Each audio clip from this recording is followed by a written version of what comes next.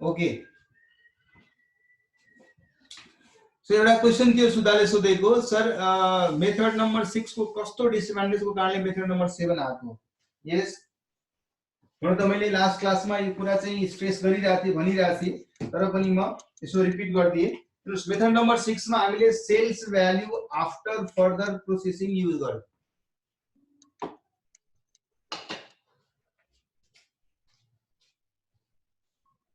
है यसमा मैले फर्दर प्रोसेसिङ गरे त्यसबाट दुईटा प्रोडक्ट बन्यो यो प्रोडक्ट ए प्रोडक्ट बी बन्यो यसपछि प्रोडक्टलाई फेरि एउटा फर्दर प्रोसेसिङ गर्यौं हामीले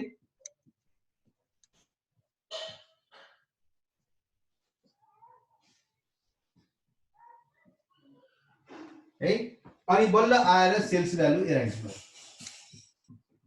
है अब कहीं न कहीं कुनै पनि प्रोडक्टको सेल्स भ्यालु दिनुमा त्यो प्रोडक्टमा कति इकोनोमिक रिसोर्सेस हामीले कन्ज्युम गरेका छौं व्हाइल प्रोसेसिङ देम ले नै त्यसको भ्यालु क्रिएट गरिरा होला भ्यालु सृजना गरिरा होला यसको सेल्स भ्यालुमा यो फर्दर प्रोसेसिङले गर्दा केही भ्यालु एडिसन भयो होला यो प्रोसेसबाट पनि भ्यालु एडिसन भयो होला सो कहीं न कहीं यो मेथडले के मानौ मैले एकदम highly disproportionate further processing cost यहाँ इन्कर गरे यसमा कम गरे यसमा धेरै बढी गरे त्यसको मतलब यो प्रोडक्ट को सेल्स भ्यालुमा यहाँसम्म दुवैले सेम लेभलको रिसोर्सेस युज गरेका थियो प्रोडक्ट ए र प्रोडक्ट बी ले तर प्रोडक्ट ए ले फर्दर प्रोसेसिङमा धेरै नै बढी खर्च गरेको हुनाले प्रोडक्ट ए को सेल्स भ्यालु सिग्निफिकेन्टली हाई छ as compare to product B को यहाँ फर्दर प्रोसेसिङ को खर्च मैले गरेको छु तर कम गरेको छु यहाँ फर्दर प्रोसेसिङ को कस्ट मैले धेरै नै बढी गरेको थिए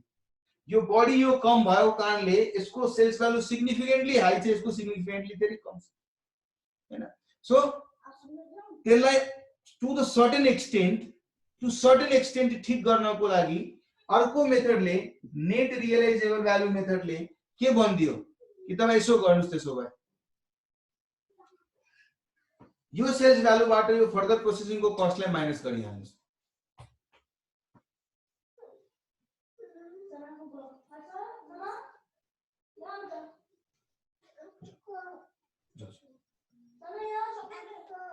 एप्पल नहीं जाओ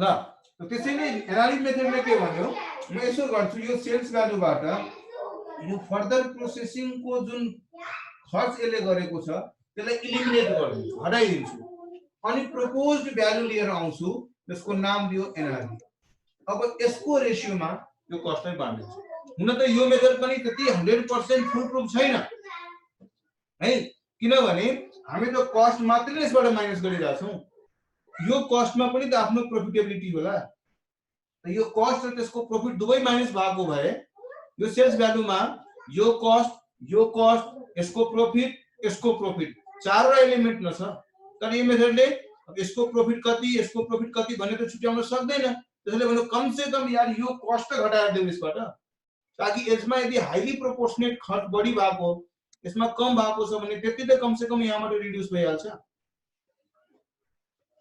ठीक से सुधार बुझ्नुभयो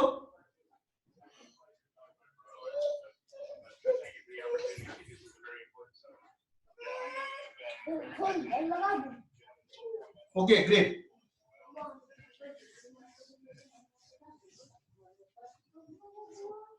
ल नेक्स्ट अब हामी कुन मेथडमा थियौ मेथड नम्बर कुनमा थियौ हामी अब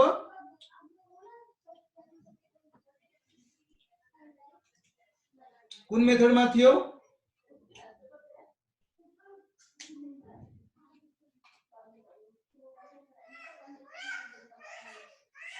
रियल ऑपरेशन में कुन मेथड हुन्छ त्यो रियल ऑपरेशन यस मेथड नंबर 8 गरिसक्यौ गर्न बाँकी छ हो 9 गरिसक्यौं हामी। ओके 10 ल रियल लाइफमा कुन मेथड युज हुन्छ भनेर एउटा साथीले सोधिरहेछ, सौरभले सोधिरहेछ। भाइ रियल लाइफमा हामी प्राय जसो sales value at split off छ भने मार्केटमा एक्जिस्ट गरिरहेछ भने त्यो मेथड युज गर्छौं है, बिकज त्यसले कहीं न कहीं एउटा राम्रो लजिकल बेसिस दिइरा हुन्छ। किन दिइरा हुन्छ कि प्रोडक्ट स्प्लिट भयो, यही बेलामा यदि मार्केट छ, प्राइस दिइराछ भने त्यो मार्केटले अफ कोर्स त्यो प्रोडक्टहरुमा कति इकोनोमिक रिसोर्सेस युज भएको छ त्यसलाई नै ध्यानमा राखेर उले मार्केट भ्यालु प्रिसिभ गरिरा होला। त्यसैले त्यो मार्केट भ्यालु जो कि यहाँ देखाइराछ र एउटा प्रुडेन्ट मार्केटले त्यो भ्यालु दिनुको मतलब यस प्रोडक्टमा यस रिसोर्स यस प्रोसेसबाट कति रिसोर्स कन्ज्युम भएको छ, यसको के इकोनोमिक इम्पोर्टेन्स छ, त्यसलाई नै पर्सिभ गरेर यो भ्यालु दिइरा होला। त्यसैले market value at split off would be the most appropriate one जसले हामीले युज गर्छौं। ओके अब आज 9th मेथडमा गइरा छौं। 9th मेथडले के भन्छ, 8 मेथडमा हामीले के गरेका थियौं, रिभर्स कस्ट मेथड गर्दाखेरि सबै जोइन्ट प्रोडक्टको product A, product B, product C को आफ्नो एस्टिमेटेड प्रॉफिट पर्सेन्टेज थियो। किनकि यसको फरक सबैको फरक थियो, राइट? त्यसको बेसिसमा हामीले क्याल्कुलेट गर्यौं। यसले भन्यो मानौ सबैको फरक पर्सेन्टेज छैन भने के गर्ने त, कसरी गर्ने? सबैको फरक पर्सेन्टेज हुने गर्दैन, बल्कि तपाईले कमन प्रोसेसबाट आउटपुट निकाल्नु भएको छ, त्यसलाई बेच्नु हुन्छ, कसैलाई अलि बढी प्राइसमा बेच्नु हुन्छ, कसैलाई कम प्राइसमा बेच्नु हुन्छ, त्यहाँसम्म ठीक छ। तर प्रॉफिट पर्सेन्टेज सबैमा फरक आउँछ होइन भनेर सोच्नु भएको थिएन। रादर तपाईले सोच्नु भएको थियो कि सबैमा कन्स्ट्यान्ट प्रॉफिट आउँछ, कन्स्ट्यान्ट प्रॉफिट मार्जिन छ सबैमा। यसरी इन्डिभिजुअल फरक छैन, बल्कि सबैमा एउटै पर्सेन्टेज छ। मानौ 20% छ भने 20% is for A, 20% is for B, 20% is for C, है? अब यहाँ त क्वेशनले कन्स्ट्यान्ट प्रॉफिट पर्सेन्टेज दिएको छ है, दिएको छ भने त्यसले रिभर्स कस्ट मेथडमा जसरी तपाईले क्याल्कुलेट गर्नु भएको थियो त्यसरी नै क्याल्कुलेसन यो मेथडले पनि गर्छ। मात्रै फरक यसले के गर्दियो, यसले सबैको प्रॉफिट पर्सेन्टेज सेम हुन्छ भनेर भन्यो। या त क्वेशनले भनिदिनु पर्यो सेम छ भनेर, या क्वेशनले भनिरा छैन भने हामीले कति प्रॉफिट पर्सेन्टेज छ त्यो त निकाल्न सकिहाल्छौं नि। कसरी निकाल्ने? टोटल सेल्स भ्यालु लिने, total sales amount, sales value भनेपछि सेल नभए पनि जति पनि आउटपुट मैले प्रोड्युस गरेको छु त्यो प्रोड्युस गरेको आउटपुटको saleable value, total sales value कति छ मतलब सबै प्रोडक्टको, all products। त्यसबाट टोटल कस्टहरु के cost, joint cost, further processing cost, again further processing cost all product को, या अरु कुनै एक्सपेन्सेस छ, मेबी सेलिङ एक्सपेन्सेस होला, फरक प्रोडक्ट को फरक amount, so maybe other selling expenses छ भने त्यो सेलिङ एक्सपेन्सेस पनि अल प्रोडक्ट को। अब मानौ हामीले यो तीनवटै कस्ट निकाल्यो भने यो कस्टलाई यो सेल्स भ्यालुबाट माइनस गर्यो भने हामी प्रॉफिट निकाल्छौं, प्रॉफिट निकाल्न सक्छौं, राइट? अब यो प्रॉफिट यो सेल्स को कति पर्सेन्टेज छ, that will become constant profit margin, which will be uniform constant for all the 4 products।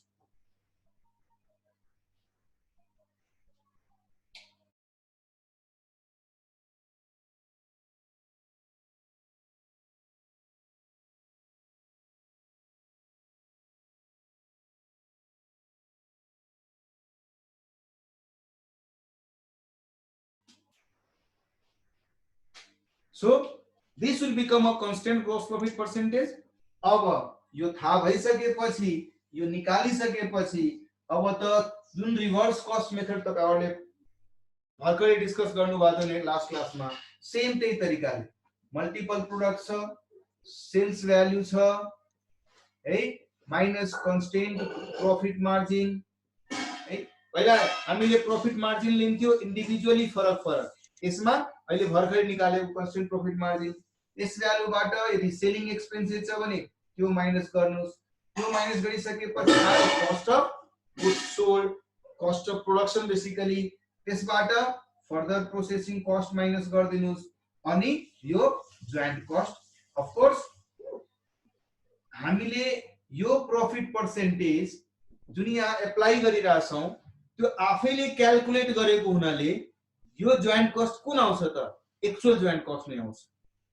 तर क्वेशनले यदि भनिदिरहेछ हैन तपाई कन्स्टेन्ट ग्रोस प्रॉफिट 15% एज्युम गर्नुस्, एक्चुअलमा फरक भए पनि तपाई यो पर्सेन्टेज बेसिसमा गर्नुस् भनेको त्यो उले रिभर्स कस्ट मेथड नै भनिरहेछ तर प्रॉफिट पर्सेन्टेज सेम गरिदिन्छ।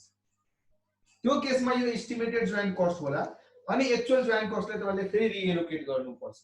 तर हामीले आफै त्यो पर्सेन्टेज निकालिराछौं भने हामीले कसरी निकाल्यो त्यो प्रॉफिट पर्सेन्टेज के सोचेर निकाल्यो भन्नुस् त? हामीले सेलिङ एक्सपेन्सेस एक्चुअल लियौं, फर्दर प्रोसेसिङ कस्ट एक्चुअल लियौं, जोइन्ट कस्ट पनि एक्चुअल लियौं अनि त्यसलाई सेलेबल भ्यालुसँग कम्पेयर गराएर न प्रॉफिट पर्सेन्टेज निकाल्यो। अब जब मैले प्रॉफिट पर्सेन्टेज आफै निकालेको सिनोलाई एक्चुअल सम्झेर भने यो एलोकेटेड जोइन्ट कस्ट पनि त्यही नै आउँछ नि, एक्चुअलै आउँछ नि है। त्यसैले यो मेथडमा गर्ने अप्रोच रिभर्स कस्ट जस्तै हो, मात्रै स्मल डिफरेन्स के छ कन्स्टेन्ट प्रॉफिट पर्सेन्टेज या त हामीले निकाल्नु पर्यो। कन्स्टेन्ट कसरी निकाल्ने? ओभरअल सबै प्रोडक्ट मिलाएर सेलेबल भ्यालु कति छ, ओभरअल कस्ट कति छ त्यसलाई कम्पेयर गरेर प्रॉफिट पर्सेन्टेज निकाल्नु है। ल एउटा क्वेशनको थ्रु यसलाई गर्ने कोसिस गरौँ है। म स्क्रिनमा शेयर गरे तपाईलाई त्यो क्वेशन।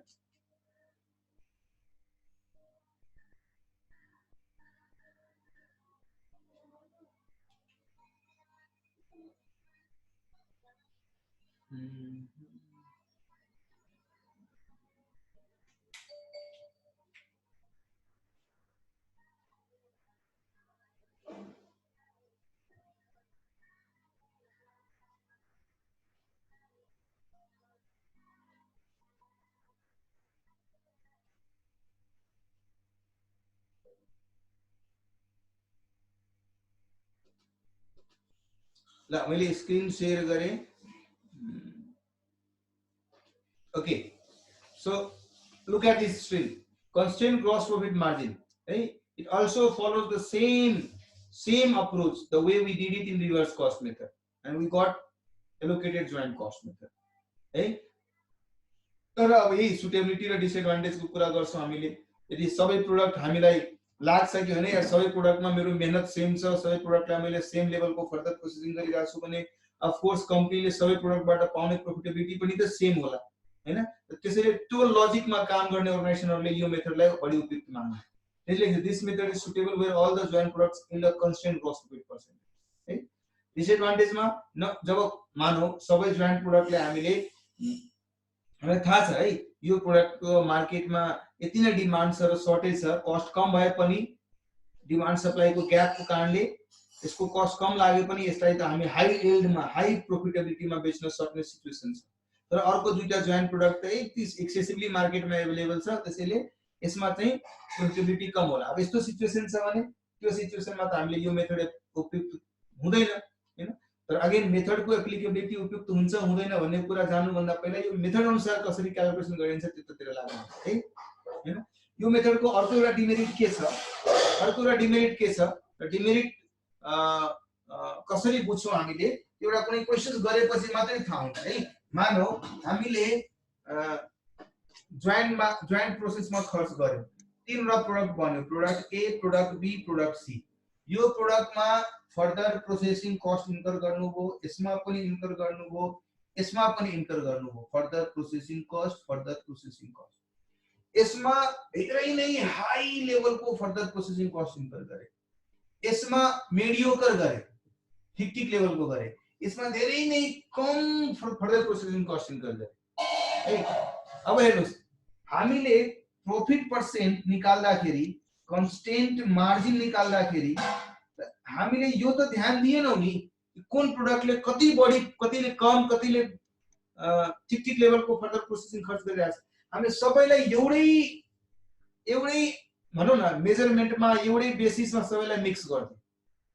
यसको हाई फर्दर प्रोसेसिङ कस्टले गर्दाखेरि मैले टोटल प्रोडक्ट को further processing cost, total joint cost लाई टोटल सेल्स भ्यालु सँग कम्पेयर गरिरहेको। त्यो गर्नेमा कहीं न कहीं यो फर्दर प्रोसेसिङ कस्ट लाई पनि तपाई सबै प्रोडक्टमा एलोकेट गर्दिनु, यो फर्दर लो फर्दर प्रोसेसिङ कस्ट लाई पनि सबै प्रोडक्टमा एलोकेट गर्दिनु, यो फर्दर प्रोसेसिङ कस्ट लाई पनि यो सबैमा एलोकेट गर्दिनु भो।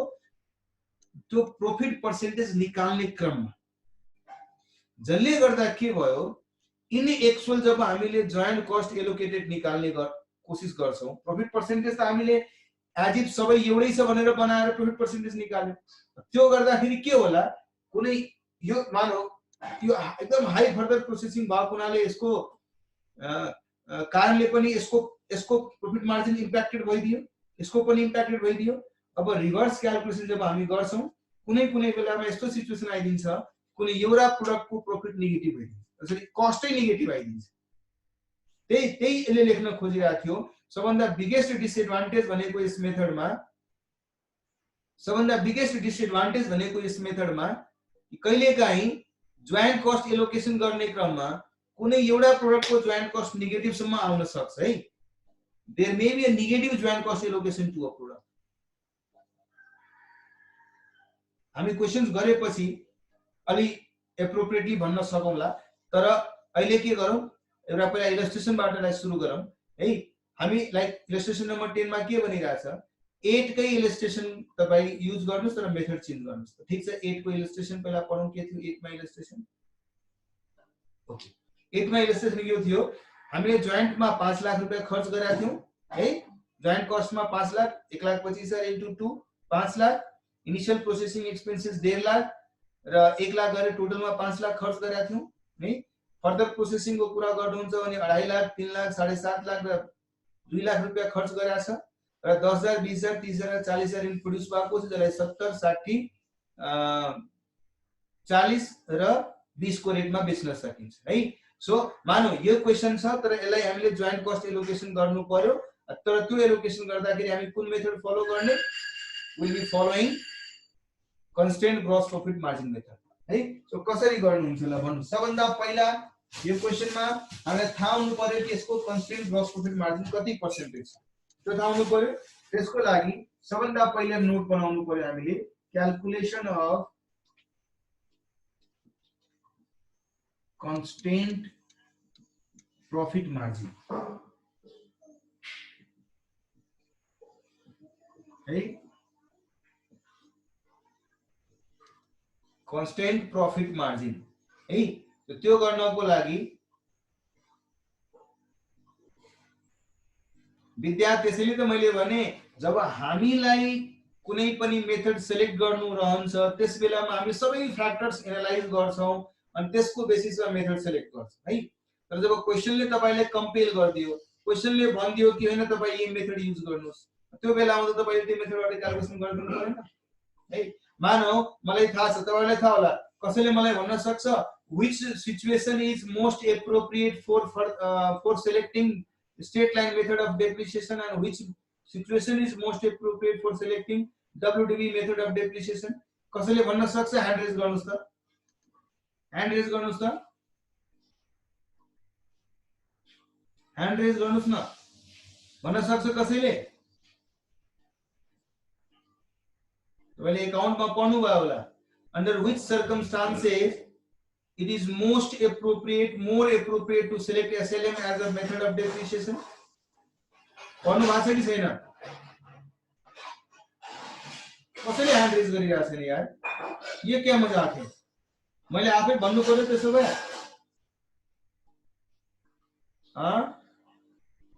मैले आफै सोध्नु पर्यो एक जनासँग? उज्जवल भन्नुस् त ल, मैले अनम्युट गरे उज्जवललाई।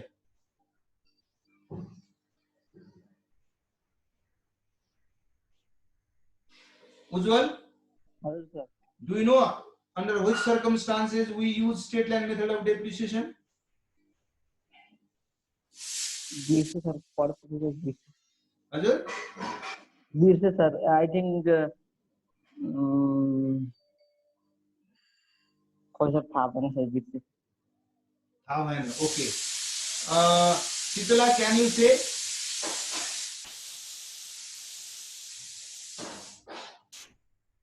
Sitala, can you explain under which circumstances do we use when we use straight line method of depreciation and not other method? I don't know, sir. अनि जोडले भन्नुस् आवाज आउनु तपाईको So थाहा छैन. थाहा छैन. ओके, कसले भन्न सक्छ? कोही छ महानुभाव? कंचन देउवा. कंचन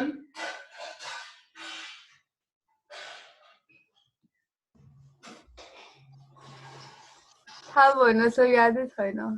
यादै छैन. सूरज रौनियार, बोलो भाई.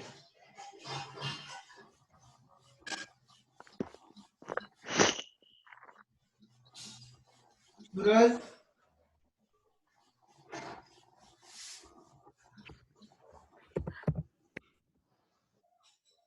शर्मा गया सूरज. नहीं बोलना है क्या? कसम खा लियो नहीं बोलने का?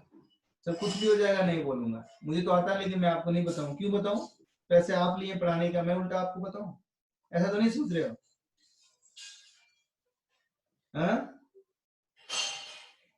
ABC ले होना चाहिए. If assets have low or no repairing cost till its useful life, we use straight line method.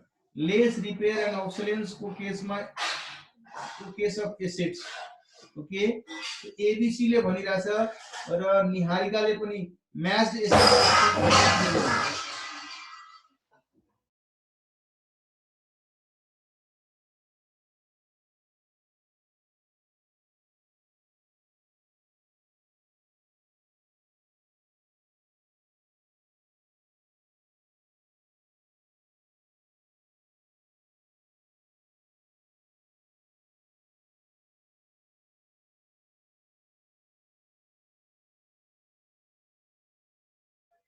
कति जनाले त गुगल गरेर अनि फटाफट थाहा पनि पाइसक्यो होला. अहिले यही अनलाइन क्लासको यही फाइदा हुन्छ.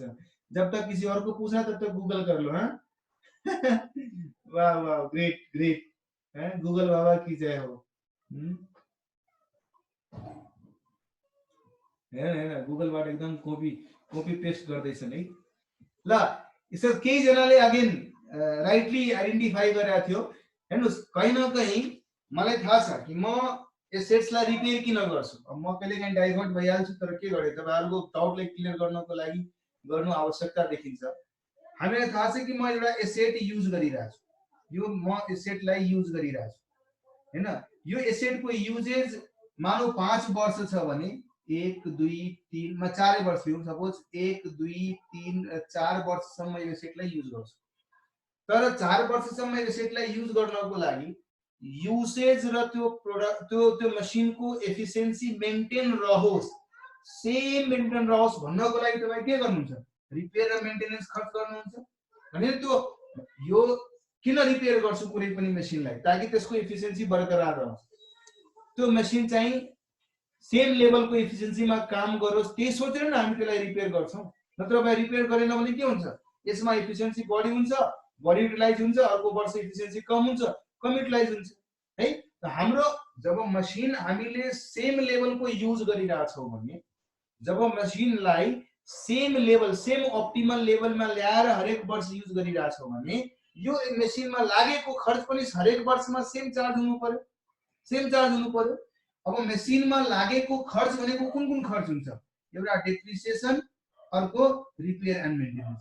यही दुईटा खर्च न मसिनमा इन्कर गर्छौं हामीले. यसको मतलब यो दुवै मिलाएर हरेक वर्ष सेम हुनु पर्यो. हरेक वर्ष रिपेयर र डेप्रिसिएसन, बिकज रिपेयर गरेर मसिनलाई हामीले सेम एफिसिएन्सी लेभलमा ल्याउँछौं. अब सेम एफिसिएन्सी लेभलमा ल्याउनुको मतलब म मसिनबाट सेम लेभलको युसेज गरिरहेको छु. त मेरो कहीं न कहीं ओभरअल खर्च जुन यो मसिनमा भइरहेछ, जो कि डेप्रिसिएसन र रिपेयर एन्ड मेन्टेनेन्सको रूपमा छ, यिनीहरू सेम जति पनि खर्च गरेको छु 4 वर्षमा त्यसको बराबर बाँटिनु पर्यो है. त्यसै कारणले यदि मेरो रिपेयरको ग्राफ फर्स्ट इयरमा अलि कम, सेकेन्ड इयरमा अलि बढी, थर्ड इयरमा अलि बढी, फोर्थ इयरमा अलि अझै बढी छ भने, मेरो मसिनको रिपेयरको ग्राफ बढ्दो क्रममा छ भने मलाई थाहा छ कि मैले डेप्रिसिएसन र मसिन मिलाएर फर्स्ट इयरमा जति चार्ज गर्नु छ, सेकेन्डमा पनि त्यतिकै चार्ज गर्नु छ, थर्डमा पनि त्यतिकै चार्ज गर्नु छ, फोर्थ इयरमा पनि त्यतिकै चार्ज गर्नुस्। सो यदि मेरो रिपेयर को ग्राफ बढ्दो क्रममा छ भने मेरो डेप्रिसिएसन को ग्राफ घट्दो क्रममा भएन भने यो प्लस यो टोटल, यो प्लस यो टोटल, यो प्लस यो टोटल र यो प्लस यो टोटल कन्स्टेन्ट त हुन सक्दैन नि है।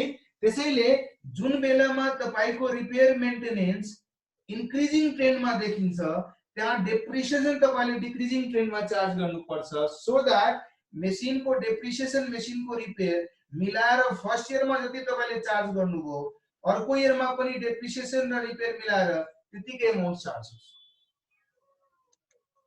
अब सोच्नुस् यदि तपाईको अन युनिफर्म भनौं न डिफरेन्ट बढ्दो क्रममा यदि तपाईको रिपेयरको खर्च भइराछ भने त्यस्तो मेसिन तपाईले राख्नु भएको छ भने यसको मतलब डेप्रिसिएसन तपाईले डिक्रिजिङ क्रममा राख्नु पर्यो।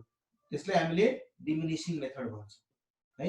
तर मैले भने होइन मेरो मेसिनको एक्सपेन्सेस मेसिनमा लाग्ने रिपेयर त हरेक वर्ष मोर और लेस सेम छ, जितना फर्स्ट ईयर में लगाते उतना ही सेकेंड ईयर में लगाते, इसका मतलब डेप्रिसिएशन भी सेम चार्ज करना पड़ेगा हर एक वर्ष, तभी ना जाके depreciation plus machine total depreciation plus repair total हर एक वर्ष बराबर हुन्छ है।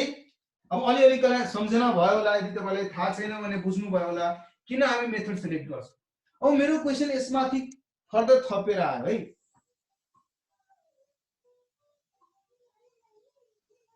है। अब यसमा मैले फर्दर के अलिकता थपे, मानौ मलाई थाहा छ मेरो मेसिन चाहिँ मा रिपेयर चाहिँ डिस्प्रोपोर्सनेट छ, फर्स्ट इयरमा धेरै कम हुन्छ त्यसपछि बढी हुन्छ त्यसपछि साथ कन्स्टेन्ट रहला लाभला तर फरक हुन्छ भन्ने कुरा मलाई थाहा छ। तर पनि मेरो म्यानेजमेन्टले एसएलएम मेथड एडप्ट गरेको छ भने म एकाउन्टेन्ट गएपछि के कुन मेथडबाट क्याल्कुलेसन गर्छु, एसएलएमबाट नै गर्छु।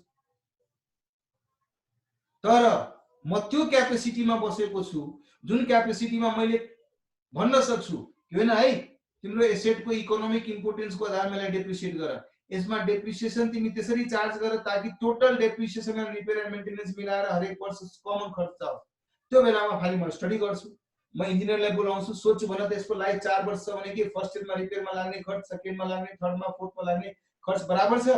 उले मलाई हो सर बराबर छ, एकदम सेम लेभलको मोर और लेस सेम लेभलमा, एक्सेप्ट इन्फ्लेसनको कारणले कहिले काहीँ बढी भ्यालु हुन सक्ला, तर सेम लेभलको यदि खर्च भइरहेछ भने तपाई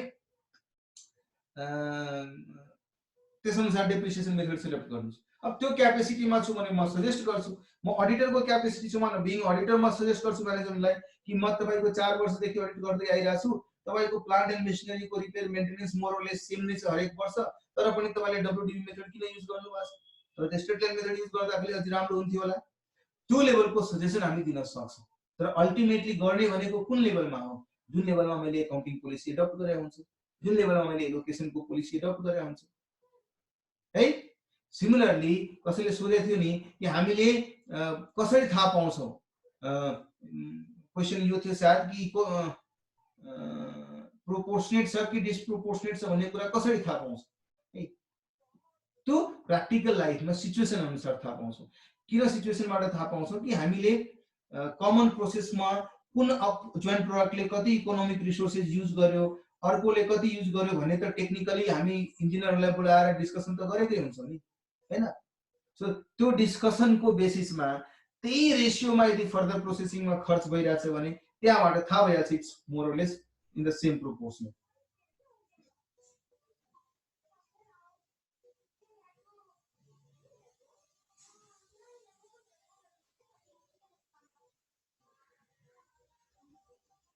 है।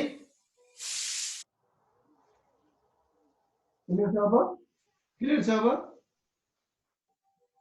तर यदि फर्दर प्रोसेसिङ सबै प्रोडक्टको भइराछ, मैले त तपाईलाई त्यो बेला पनि भनेको थिए सबभन्दा अप्टिमल मेथड भनेको sales value at split off को मेथड। फर्दर प्रोसेसिङ प्रोपोर्शनेट छ कि छैन भन्ने कुरातिर दिमाग लगाउनु भन्दा राम्रो यदि फर्दर प्रोसेसिङ भइरहेको छ र प्रोडक्ट को स्पिड अफ को बेलामा मार्केट एभेलेबल छ भने फर्दर प्रोसेसिङ होस् नहोस् मतलबै राख्दैन। हामीलाई मेथड सिलेक्ट गर्न भन्यो भने हामी sales value at split off select गर्छौं, तर मार्केट यदि स्पिड अफ को बेलामा छैन भने त्यस्तो सिचुएसनमा मात्रै हामीलाई समस्या आइरहन्छ। त्यो सिचुएसनमा हामीले sales value after further processing use गर्नुपर्ने हुन्छ।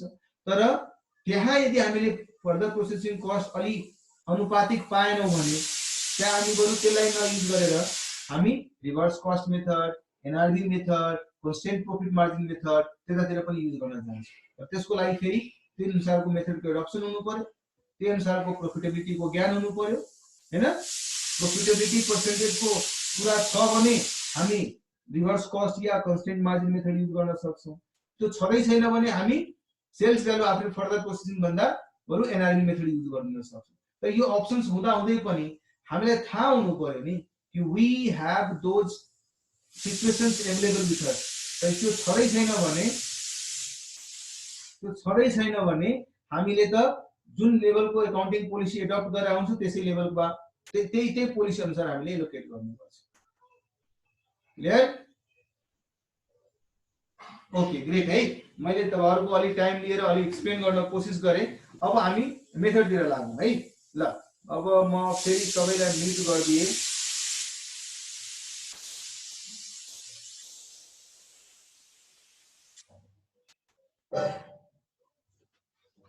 Okay now look at the board. अब हामीले सबैभन्दा पहिले के गर्नु पर्यो, कन्स्टेन्ट प्रॉफिट मार्जिन कति छ त्यो निकाल्नु पर्यो। त्यो निकाल्नको लागि म सेलेबल भ्यालु लेख्छु। म saleable value of all products, सबै प्रोडक्ट्स को सेलेबल भ्यालु कति छ है, लेस टोटल कस्ट।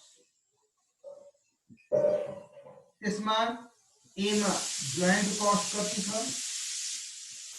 बी मा फर्दर प्रोसेसिङ कस्ट कति छ। अगेन अल प्रोडक्ट को है। तो क्वेशन मा हेर्नुस् त तपाईहरुसँग क्वेशन नम्बर 8 छ नि। क्वेशन नम्बर 8 मा भन्नुस् त मलाई टोटल मा, क्वेशन नम्बर 8 को टोटल मा सेल्स भ्यालु कति थियो त? छिटो भन्नुस्, सेल्स भ्यालु कति थियो? 10,000 युनिट 70 रुपैयाँ को दरले, 20,000 युनिट 65 रुपैयाँ को दरले, 30,000 युनिट 40 रुपैयाँ को दरले, अर्को 40,000 युनिट 20 रुपैयाँ को दरले। टोटल सेल्स भ्यालु कति हुने भो? कति हुने भो? How much? 40 लाख रुपैयाँ। यस, सो हामी यहाँ 40 लाख रुपैयाँ लेख्यौं। जोइन्ट कस्ट कति छ? 5 लाख। फर्दर प्रोसेसिङ कस्ट कति छ? मैले तपाईहरुले आफ्नो क्वेशन हेरिरहनु भएको छैन, मैले नै स्क्रिन शेयर गरौँ। ल गर्दिए है। फर्दर प्रोसेसिङ कस्ट कति छ टोटलमा यहाँ हेर्नुस्? 2.5 लाख, 3 लाख, 7,50,000, 2 लाख। कति भयो त फर्दर प्रोसेसिङ कस्ट? 1.5 लाख भनिरहेको छ कसैले, हैन 15 lakh. So this is 15 lakh. अरु कुनै एक्सपेन्सेस दिएको छ क्वेशनमा? अरु कुनै एक्सपेन्सेस दिएको छ? क्वेशनमा भन्नुस् त? छैन। सो टोटल कस्ट कति हुने भयो? 20 लाख रुपैयाँ। यसको मतलब प्रॉफिट कति हुने भयो? अर्को 20 लाख रुपैयाँ। अब भन्नुस् त त्यसो भए ग्रॉस प्रॉफिट मार्जिन पर्सेन्टेजमा भन्नुस् कति पर्सेन्टेज छ त? 40 लाख को सेलमा 20 लाख प्रॉफिट हुनु भनेको कति पर्सेन्टेज भयो त? 50%। सबभन्दा पहिला एउटा नोटमा हामीले यो काम गर्छौं र यो नोटमा काम गरिसके पश्चात अब यो मार्जिन थाहा हुने बित्तिकै अब त सजिलो भयो नि। अब रिभर्स कस्ट मेथडमा जसरी हामीले सिकेका थियौं त्यही अप्रोचमा त्यही तरिकामा हामीले अब जोइन्ट कस्टलाई एलोकेट गर्दियौ है। अब सिन्स हामीले actual joint cost, actual further processing कस्टलाई कन्सिडर गरेर ग्रॉस प्रॉफिट पर्सेन्टेज निकालेको हुनाले यहाँ एस्टिमेटेड जोइन्ट कस्ट आउँदैन, अनलाइक रिभर्स कस्ट मेथड। यहाँ जे आउँछ त्यो एक्चुअल नै एलोकेट भएर आउँछ किनभने हामीले एक्चुअल प्रॉफिट पर्सेन्टेज निकालेको छौं ग्रॉस को कुरा गर्नु हो है। ल सो अब मेन स्टेटमेन्ट बनाउनुहोस्। Statement showing allocation of joint cost। यहाँ लेख दिनुस् under constant gross profit gross margin method।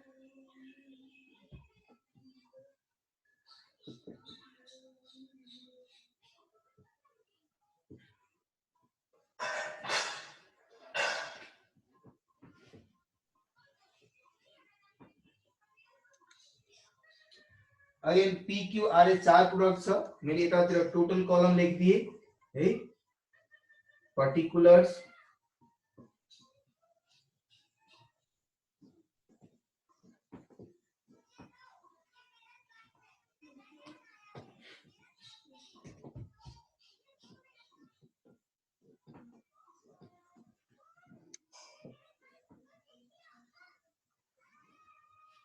है ल एकैचोटी म लेखिरहेको छु, म तपाईहरुले दुईटा लाइन एक्स्ट्रा पनि बनाउन सक्नुहुन्छ युनिट्स र सेलिङ प्राइस लेखेर, तर एकैचोटी सेल्स भ्यालु लेखिरहेको छु म।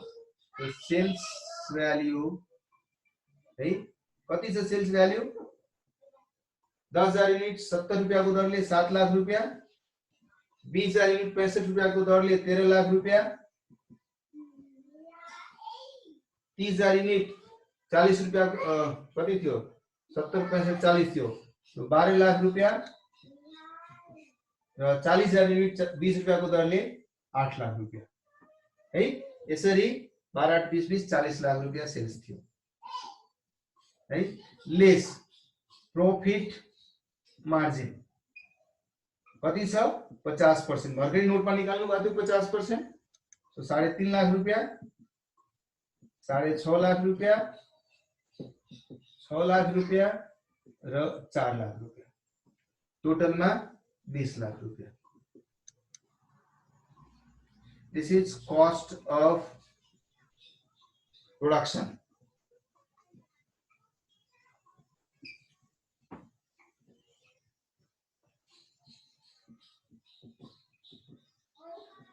लेस फर्दर प्रोसेसिङ कस्ट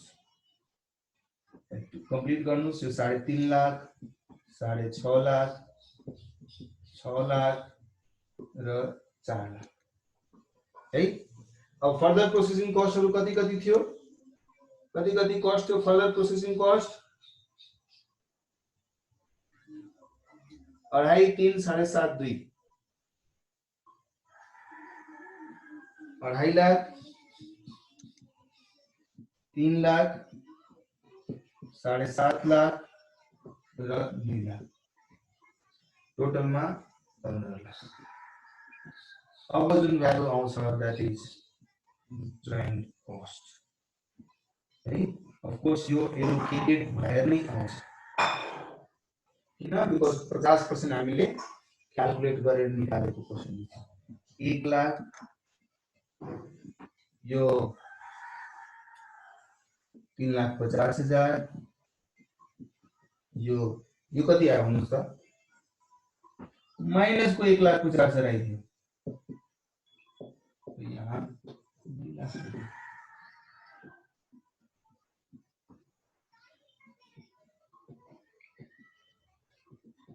यही जुन डिमेन्ड को कुरा गरिरहेको थिए, यो मेथडमा के भयो हेर्नुस् न, किन यो यति भयो कि 7.5 लाख त यसले नै फर्दर प्रोसेसमा खर्च गरेको छ, तर 50% निकाल्ने बेलामा हामी सबैलाई कन्सिडर गरेर कहीं न कहीं यो 7.5 को बर्डन पनि सबैमा स्क्याटर गर्दियो, त्यसकारण यिनीहरुको प्रोफिट पर्सेन्टेज बढिहाल्यो, जबकि यसको त प्रोफिट पर्सेन्टेज कम हुनु पर्ने, तर यसको फर्दर प्रोसेसिङ कस्ट पनि यिनीहरुले 50% निकाल्ने क्रममा इम्प्लाइड तरिकाले नै कन्ज्युम गरिदिएको हुनाले यसको पनि 50% मान्दियो। यसले के भयो, प्रॉफिट 6 लाख बनिरहेछ, यसको मतलब कस्ट माइनस 1,50,000 बनिरहेछ। त्यसैले यो मेथडको ठूलो डिसएडभान्टेज ठूलो डिमेरिटको कारणले यो मेथड प्राय प्रचलनमा छैन है, प्राय चलनमा छैन, र त्यो बेलामा त झन् युज गर्नु हुन्न जहाँ एकदम डिस्प्रोपोर्सनेट फर्दर प्रोसेसिङको खर्च भइरा हुन्छ। हेर्नुस् न, यहाँ 2 लाख 3 लाख भइरा थियो, यो 7.5 लाख भइराछ एकैचोटी खर्च। 40,000 युनिट प्रोडक्ट सीको थियो नि, 2 लाख रुपैयाँ मात्रै फर्दर प्रोसेसिङ कस्ट, 30,000 युनिट मात्रै थियो, तर यसले 7.5 लाख रुपैयाँ खर्च प्रोसेसिङ कस्ट लाग्यो। सो त्यो सिचुएसनमा हामीले यो मेथड युज गर्नु त्यति उपयुक्त हुन्न है। तर यदि क्याल्कुलेसन कसरी गर्ने भन्ने कुरा सिक्नु छ भने यो कहीं न कहीं रिभर्स कस्ट मेथड जस्तै हो, यसमा कुनै डिफरेन्ट अप्रोच छैन, मात्रै यहाँ एस्टिमेटेड प्रॉफिट मार्जिन सबैको लागि दिएको थियो, यसमा दिएको छैन भनेको हामी आफै निकाल्छौं। निकाल्ने क्रममा एज इफ सबै प्रोडक्ट एउटै हो, एकै मासको टोटल को बेसिसमा हामीले प्रॉफिट पर्सेन्टेज निकाल्दिन्छौं, त्यही पर्सेन्टेज सबैमा अप्लाई गर्दिन्छौं। तर त्यो अप्लाई गर्ने क्रममा एउटा कहिलेकाहीँ यस्तो सिचुएसन पनि आइदिन्छ जस्तो यहाँ देखिएको छ, नेगेटिभ तर this is what the method is. हामीले यसमा के गर्न मिल्दैन, मेथड नै यसरी छ भने यसरी नै हामीले सिकिराख्नु पर्छ। क्लियर छ सबैलाई? क्लियर छ है? ल क्लियर छ भने हामी यसो गरौँ न, के क्वेशन गर्नतिर लागौँ।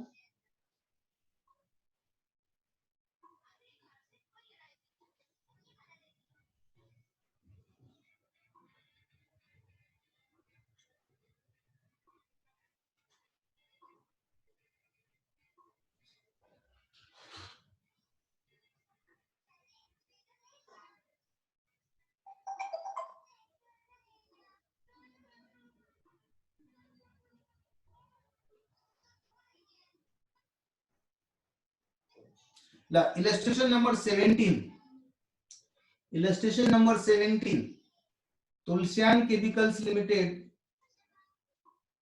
यो तपाईहरुले अहिले गर्नु पर्ने छ है। ल यतातिर हेर्नुस्, इलस्ट्रेशन नंबर 17 चोटी question पढ्नुस्। Four products P, Q, R and S emerge at a split up stage in department A. Product P is further processed in department B. Product Q is in department C and product R in department D and S in department E. मतलब पाँचवटा department थियो A, B, C, D र E गरेर। Department A मा चाहिँ common processing भयो सबै प्रोडक्टको, जसमा चाहिँ चारवटा प्रोडक्ट निस्कियो। अब त्यो निस्केको चारवटा प्रोडक्टलाई हामीले रिस्पेक्टिभ डिपार्टमेन्टमा पठाइदियो फर्दर प्रोसेसिङ गर्नको। There is no loss in further processing of any of the four products. The cost data for month are as under. Department A मा 2,50,000 रुपैयाँ मेटेरियल लागेको छ, 1,50,000 वेजेस लागेको छ। त्यसैले डिपार्टमेन्ट B जहाँ फर्दर प्रोसेसिङको काम हुन्छ, डिपार्टमेन्ट C त्यहाँ पनि फर्दर प्रोसेसिङ हुन्छ। सो B, C, D र E मा रिस्पेक्टिभ यति फर्दर प्रोसेसिङमा मेटेरियल लेबरहरु खर्च भएको छ। ओभरअल प्रोडक्सन ओभरहेड हेर्नुहुन्छ भने 4 लाख खर्च भएको छ, तर त्यो 4 लाख सबै डिपार्टमेन्ट मिलाएर भएको छ। यसलाई त बाँड्दिनु पर्यो। यसले भनिरहेको छ 4 लाख रुपैयाँ तपाईले बाँड्दिनु सबै डिपार्टमेन्टमा on the basis of wages. माथिको वेजेसको रेशियोमा यसलाई पनि बाँड्दिनुस्। During the month, the company sold 90% of all the four products after further processing. So, एउटा पर्टिकुलर मन्थमा जति प्रोड्युस भएको थियो त्यसको 90% आइटम सेल भएको छ। र कसरी सेल भएको छ? 9,000 युनिट 6,30,000 रुपैयाँमा, 18,000 युनिट 11,70,000 रुपैयाँमा। यसरी गरेर तर त्यो सबै युनिट सेल भएको छैन, जति प्रोड्युस भएको थियो त्यसको 90% मात्रै सेल भएको छ। कुनै ओपनिङ स्टक थिएन भनिरहेको छ, जे छ क्लोजिङ स्टक नै। यसको मतलब 90% सेल गरिसक्यो भने 100% प्रोड्युस भयो होला। 9,000 युनिट सेल भएको छ भने प्रोड्युस 10,000 भयो होला, हैन? कुनै ओपनिङ स्टक छँदै थिएन, नयाँ प्रोडक्सनै सबै भएको थियो। If these products were sold at a split up point, the selling price of P, Q, R and S would have been 40 रुपैयाँ, 30 रुपैयाँ, 20 रुपैयाँ र 10 रुपैयाँ respectively. You are required to prepare a statement showing the apportionment of joint cost using the following method. एउटा physical measure method, अर्को sales value at a split up method, third estimated net realizable value method, fourth constrained gross profit margin method र पाँचौंमा reverse method if the estimated profit on sales are 50, 60, 32, 60 for P, Q, R and S respectively. मतलब एउटै क्वेशनमा सबै मेथडको exercise नै भइहाल्छ, सबै practice एकैचोटी भइहाल्छ एउटै क्वेशन गर्यो भने। यसमा के भनिरहेको छ, यदि तपाईले फिजिकल मेजर गरेर बाट्नुहुन्छ भने जोइन्ट कस्ट कसरी बाट्नुहुन्छ, सेल्स भ्यालु एट स्प्लिट अफमा बाट्नुहुन्छ भने कसरी बाट्नुहुन्छ, नेट ERV एनआरबी मेथडमा बाट्नुहुन्छ भने कसरी बाट्नुहुन्छ। पाँचवटा डिफरेन्ट तरिकाले जोइन्ट कस्ट बाट्ने क्वेशनले सोधिरहेको छ है। ल तपाईलाई मैले 15 मिनेट दिए, 15 मिनेटमा फटाफट तपाईले आन्सर निकाल्नुस्। आन्सर छ यस क्वेशन यस नोटमा भए पनि तपाई प्लिज आन्सरतिर ध्यान नदिनुस् है। आन्सर नहेरिकन प्लिज तपाईहरुले यो पाँचवटै मेथडबाट फटाफट आन्सर निकाल्नुस्। I am giving 15 minutes not less है। 15 मिनेट पनि सफिसिएन्ट छ यो क्वेशन गर्नको लागि। क्विकली तपाईहरुले सुरुवात गर्नुस् है। क्वेशन स्क्रिनमा छ, सुरुवात गर्नुस्। म भिडियो चाहिँ पज गरिदिन्छु बिकज यो हल राखेको कुनै जोड्ने होला। So I am pausing video. After 15 minutes I start it. Till the time तपाईहरुले यसलाई कम्प्लिट गरेर राख्नुस्।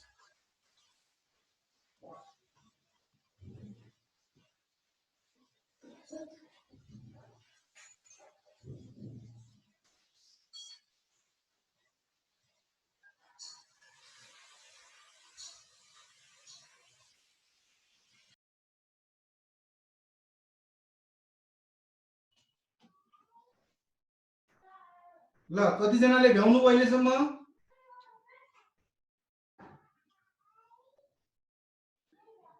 कतिजनाले भ्याउनु भयो अहिलेसम्म?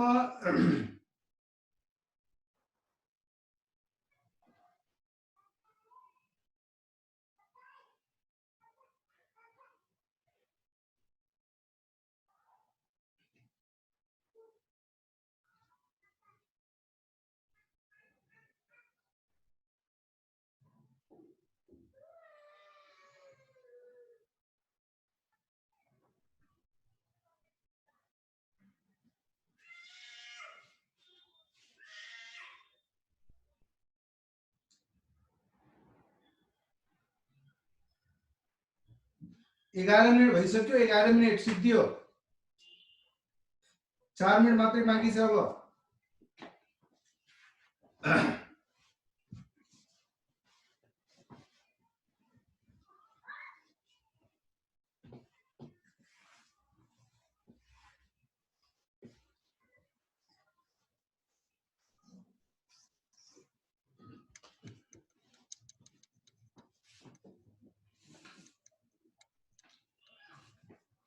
सबैजना निदाए जस्तो छ त हो।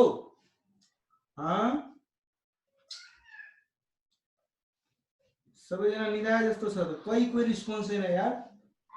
15 मध्ये 12 मिनट सिद्धिसक्यो। 3 मिनट बाँकी छ। गर्दैछौँ। Okay great.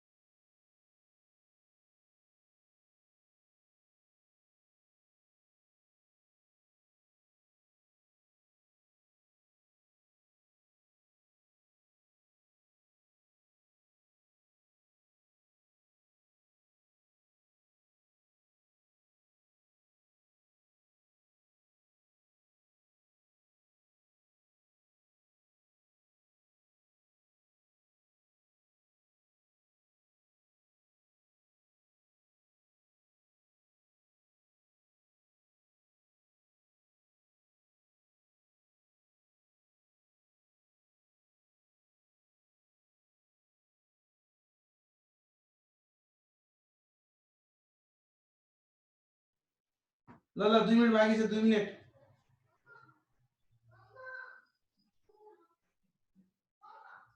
भाई अभी रंगोली नहीं बनाओगे तो हो जाएगा 15 मिनट में। सिर्फ पार्ट ए बोल रहे हैं। ए के अंदर 5 मेथड है, वही तो बोल रहे हैं।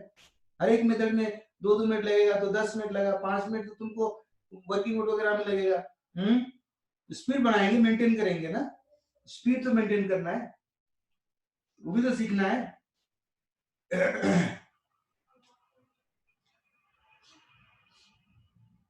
ला 1 मिनट बाकी छ। लास्ट 1 मिनट बाकी छ।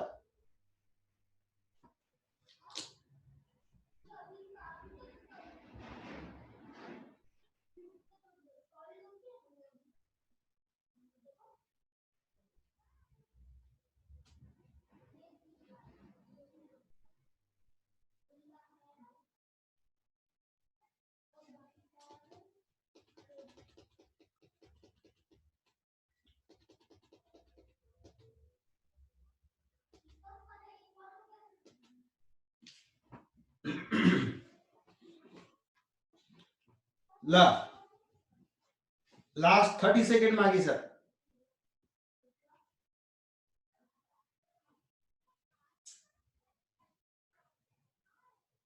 सिद्धियो त्यो पनि अब ल। कतिजनाले भ्याउनु भयो 15 मिनट भित्रमा? How many of you actually did it?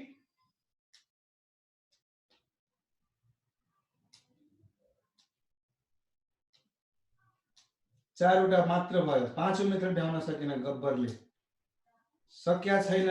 Okay, यो डांसिंग कार बेवकूफ, क्या नाम लिखता है, नाम भी नहीं आता है इसको लिखने के लिए अपना, दुनिया में इतने सारे नाम है उसमें से एक ही नाम मिला तुमको, महेश।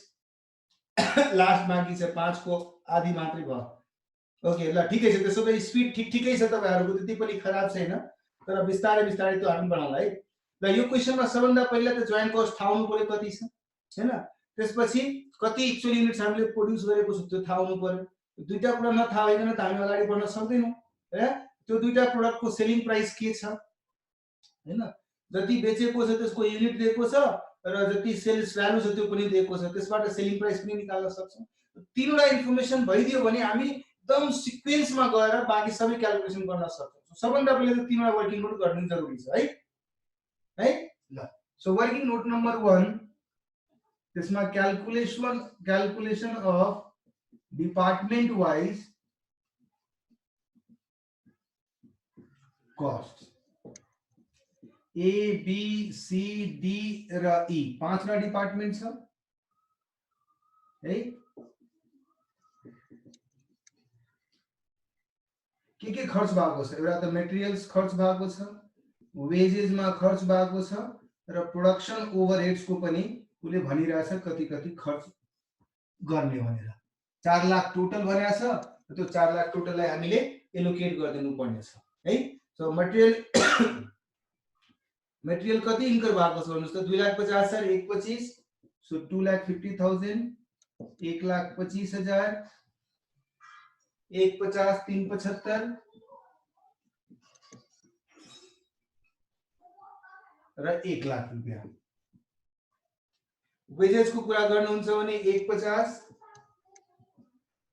75,000 90,000 2 25 90,000 2,25,000 र 60,000।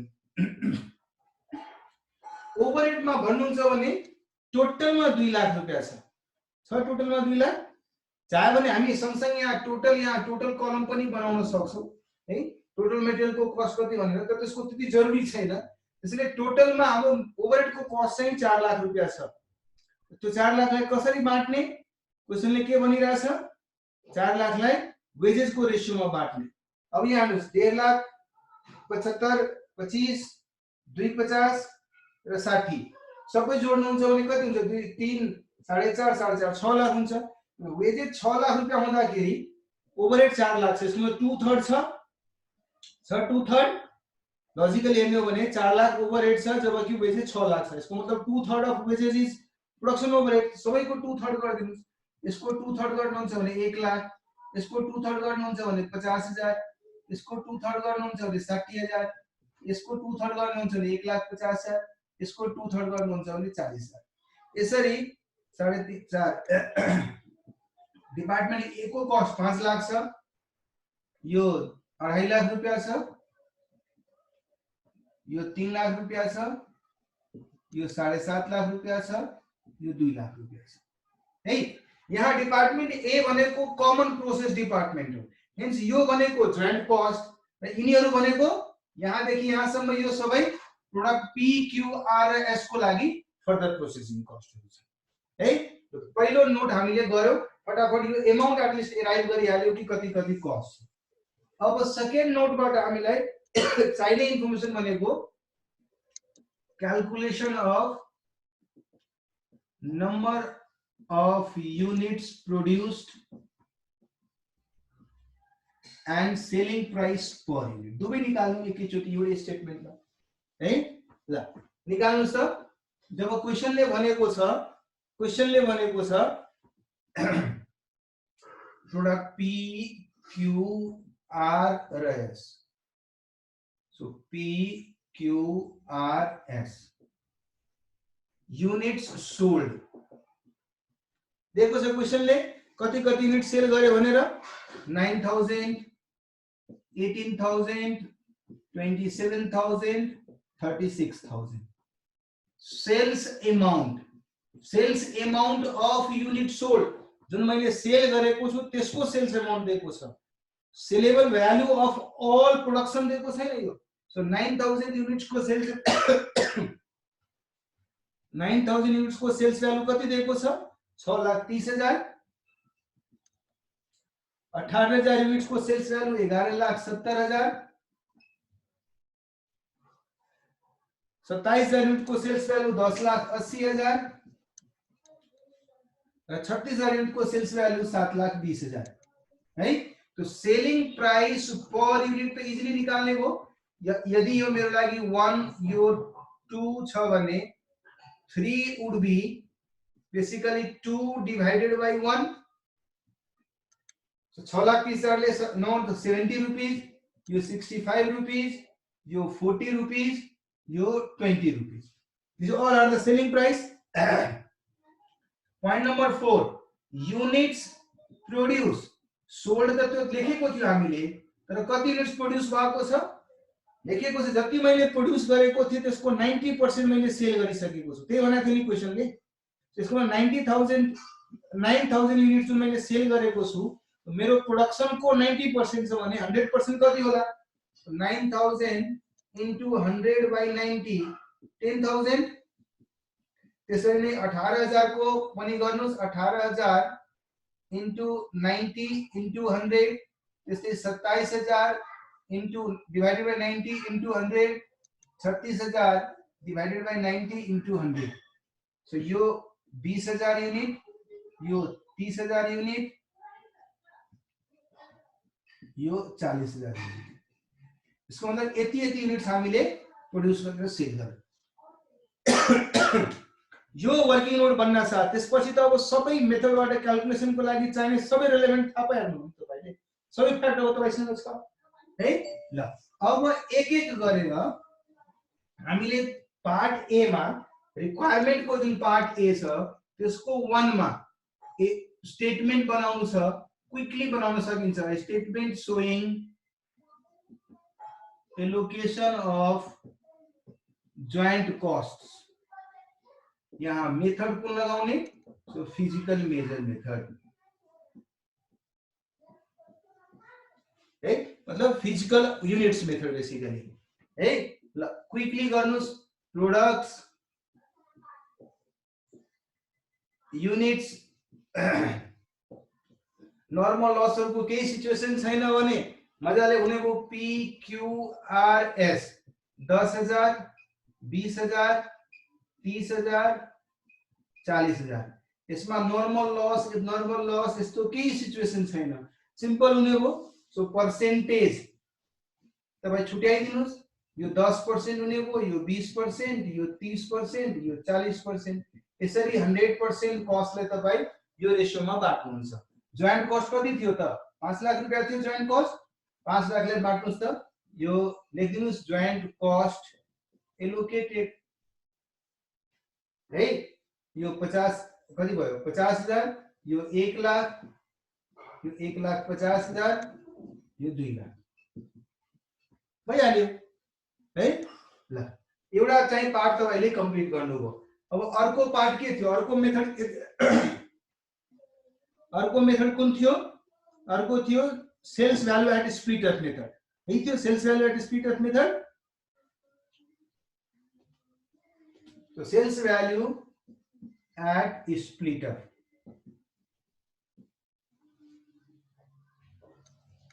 Sales value at split off method.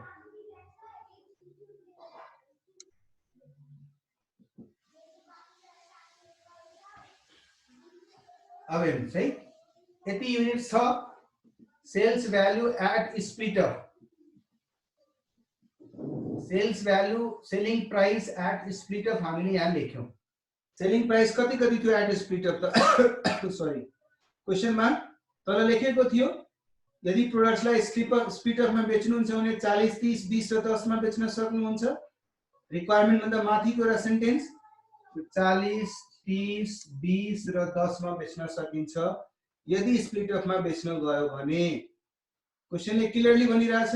त्यसो भए sales value at split off कति भयो त? 10,000 युनिटको 40 4 लाख, 20,000 को 3 6 लाख, यो पनि 6 लाख, यो 4 लाख, टोटल 20 लाख हुने भयो है। अब जोइन्ट कस्ट तपाईको 5 लाख छ, यसलाई एलोकेट गर्नु छ कुन रेशियोमा, यिनीहरुको रेशियो। सो 20 लाख को 5 लाख कति छ, 1/4 छैन। डिपार्टमेन्ट ए त जोइन्ट कस्ट हो मेरो भाइ, नमो जोइन्ट ए भनेकै थियो नि, सबै प्रोडक्टलाई डिपार्टमेन्ट ए मा कमन प्रोसेस गरिन्छ, त्यसपछि छुट्टिन्छ उनीहरु, अरु सबै फर्दर प्रोसेसिङ है। ल त्यो 5 लाख 20 लाख को सेल्स भ्यालु को करस्पोन्डिङ 5 लाख हैन, कहीं 1/4 छैन, 25% छैन छ, 1/4 छ, फटाफट 1/4 गरिदिनु। त्यसो भए जोइन्ट कस्ट एलोकेटेड है, 4 लाख को 1/4 1 लाख रुपैयाँ, 6 लाख को 1/4 1.5 लाख रुपैयाँ, अर्को को 1/4 1.5 लाख रुपैयाँ, यसको पनि भइहाल्यो। एक मिनेट लागिरहेछ, हेर्नुस् एउटा एउटा यो एकचोटी गरिसकेपछि to prepare statement in another method it does not take that much of time है। अब थर्ड मेथड तिर लाग्यो मैले। थर्ड मेथडमा के थियो भन्नुस् त, थर्ड मेथडमा के थियो, सो थर्ड मेथडले भनिरहेको थियो estimated net realizable value method, okay. NRB मेथडमा भनिरहेछ। सो एनआरबी मेथड को लागि हामीलाई के चाहियो, पहिला त selling price after further processing चाहियो, यसमा फर्दर प्रोसेसिङ कस्ट सरी, त्यसपछि पहिला प्राइस लेखिरहेको छु भने सेल्स भ्यालु लेख्नुस् आफ्टर फर्दर प्रोसेसिङ, यसबाट फर्दर प्रोसेसिङ कस्ट माइनस गरिदिनुस्, अनि तपाई निकाल्नुहुन्छ एनआरबी र एनआरबी को रेशियोमा जोइन्ट कस्टलाई एलोकेट गर्नुस्। यो त गर्नु छ नि है। ल selling price after further processing working note 2 मा फरक निकाल्नु भएको थियो तपाईले है। ल हुन्छ हुन्छ, अभी हामी डिस्कस गरौँला तपाईले भने अनुसार 70 रुपैयाँ 65 रुपैयाँ, अर्को 40 रुपैयाँ र अर्को 20 रुपैयाँ, यही थियो नि selling price after further processing जुन वर्किङ नोट नम्बर 2 मा हामीले गरेका थियौं। 70-65 यही थियो। ल त्यसो भए selling price after further processing 7 lakh रुपैयाँ, 13 लाख रुपैयाँ, 12 लाख रुपैयाँ र 8 लाख रुपैयाँ, टोटल भयो 40 लाख रुपैयाँ। ल फर्दर प्रोसेसिङ कस्ट कति कति थियो, डिपार्टमेन्ट बी मा, डिपार्टमेन्ट सी, डी र ई, यही चारवटा डिपार्टमेन्टमा पी क्यू आर एस लाई फर्दर प्रोसेस गरेका थियौ। कति कति अमाउन्ट आएको थियो, क्विकली भन्नुस् त, क्विकली कति कति थियो, नहीं बोल रहे आप लोग। 2,50,000 यस, अरु 2,50,000 3 लाख 7.5 लाख यस। तो 2,50,000 3 लाख 7.5 लाख लास्ट में 2 लाख आएको थियो है। सो एनआरबी कति हुने भयो, 7 बाट यो गएपछि 4.5 लाख, यो 10 लाख, यो 4,50,000, यो 6 लाख, यो टोटल 15 लाख थियो। यो भनेपछि 25 लाख हुने भयो राइट। सो यो भयो 5 लाख रुपैयाँ। अब जोइन्ट कस्ट 5 लाख, सीधा यसरी हेर्दाखेरि 1/5 छ कि छैन, सीधा हेर्नुस् न 1/5 छ। सबैको फटाफट 1/5 गरिदिनुस्। यो 90,000, यो 2 लाख, यो 1,50,000 सरी 90,000 र 1,20,000 भयो। 1,20,000 क्लियर छ राइट। ल अब नेक्स्ट मेथड कुन थियो त, नेक्स्ट मेथड थियो कन्स्टेन्ट ग्रॉस मार्जिन मेथड। ल तो कन्स्टेन्ट ग्रॉस मार्जिन मेथड को लागि यो एनआरबी मेथड थियो है। ल अब नेक्स्ट मेथड जुन हामीले गर्नु छ constant gross profit margin method, त्यसको लागि हामीलाई सबभन्दा पहिले थाहा हुनु पर्यो कि हाम्रो ग्रॉस प्रॉफिट मार्जिन कति छ भनेर थाहा हुनु पर्यो नि। त्यसको थर्ड वर्किङ नोट गर्नु पर्यो। म वर्किङ नोट नम्बर 3 गरिरहेको छु, calculation of constant gross profit margin. अब त सब अलमोस्ट सबै इन्फर्मेसन हामीलाई थाहा भइसकेको छ अहिलेसम्मको क्याल्कुलेसन गर्दाखेरि मोस्ट सबै इन्फर्मेसन थाहा भइसकेको छ। टोटल सेल्स भ्यालु माथिको दुई तीनवटा स्टेटमेन्टबाट थाहा भइरहेको थियो नि 40 रुपैयाँ टोटल सेल्स भ्यालु छ थाहा थियो। लेस टोटल कस्ट, त्यसमा पनि जोइन्ट कस्ट हामीलाई थाहै छ 5 लाख रुपैयाँ थियो र फर्दर प्रोसेसिङ कस्ट पनि हामीले सबै जोडेर 15 लाख निकालेको थियो। टोटलमा 20 लाख रुपैयाँ। सो प्रॉफिट अर्को 20 लाख रुपैयाँ हुने हो। Therefore, profit percentage is 50%. यो वर्किङ नोट निकाल्ने साथ अब स्टेटमेन्ट बनाउनुस् जोइन्ट कस्ट एलोकेसन को। लेख्नुस् यहाँ constant gross profit margin method है। 50% था होने साथ अब तो फटाफट कर सकते हैं। PQRS particulars sales value, saleable value मतलब जति युनिट्स हामीले प्रोड्युस गरेको छौं तिनीहरुको सेलेबल भ्यालु। 70 रुपैयाँ को दरले 10,000 युनिट 7 लाख रुपैयाँ, 65 रुपैयाँ को दरले 20,000 युनिट 13 लाख रुपैयाँ, 40 रुपैयाँ को दरले 30,000 युनिट 12 लाख रुपैयाँ र अर्को 40,000 युनिट हामीले 20 रुपैयाँ को दरले 8 लाख रुपैयाँ।